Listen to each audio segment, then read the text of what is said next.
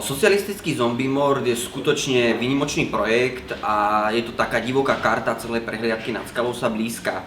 Jedná sa o skutočne cinefilné dielo, ktoré vzniklo z vášne fanúšikov zombie hororov. A ten film je veľmi profesionálne urobený na to, že ho robili amatérski tvorcovia.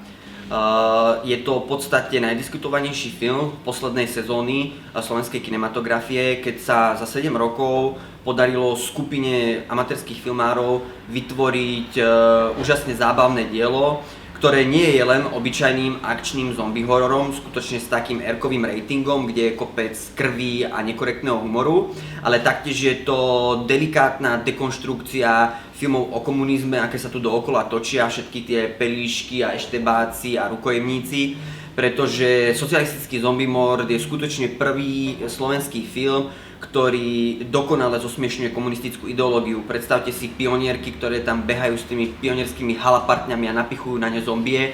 A predstavte si zombíkov, ktorí strhávajú z pionierok všetky ich sukničky a šatky, až tam tie pionierky nakoniec pobehujú nahé. Myslím si, že nad takouto dokonalou dekonštrukciou ideologickej symboliky by plesali aj francúzski postštrukturalisti.